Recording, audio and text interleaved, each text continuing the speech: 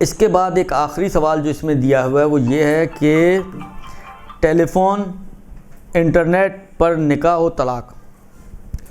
دیکھیں، نہ نکاح میں یہ شرط ہے کہ لڑکے اور لڑکی اس محفل میں موجود ہوں کہ جہاں پر یہ نکاح پڑھا جا رہا ہو، اور نہ ہی طلاق میں یہ شرط ہے۔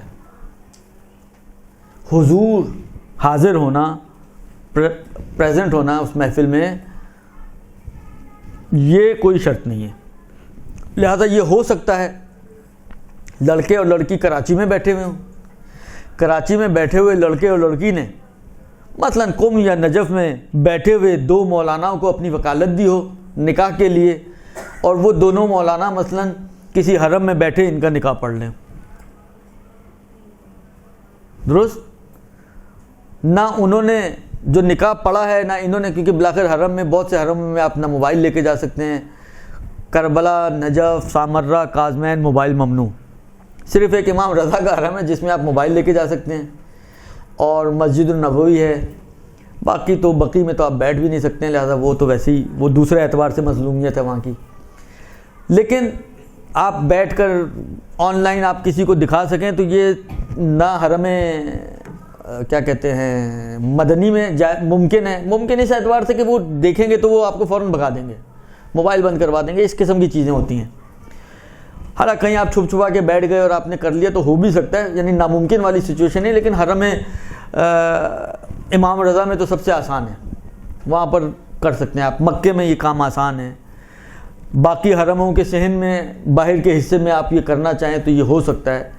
لیکن اگر حرم کے اندر کوئی نکاح پڑھ رہا ہو، ایسے حرم میں جہاں پہ پابندی ہو موبائل کی، تو ان کو پتہ بھی نہیں ہے کہ ان کا نکاح پڑھا جا رہا ہے اس وقت، نہ کوئی آواز آئی، نہ کوئی کلام، نہ کوئی سلام، کچھ نہیں، نکاح ہو گیا، یہ محرم بن گئے۔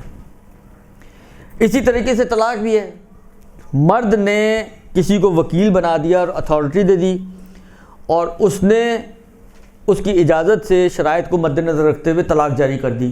جس وقت صیغہ طلاق پڑھا اس وقت نہ مرد کو پتہ ہے اور نہ عورت کو پتہ ہے، دونوں موجود نہیں ہیں، ہو گئی طلاق۔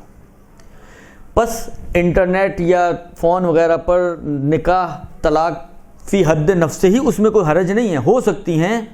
صرف جو مشکل ہے وہ یہی ہے کہ شرائط کا خیال رکھنے کی ضرورت ہے۔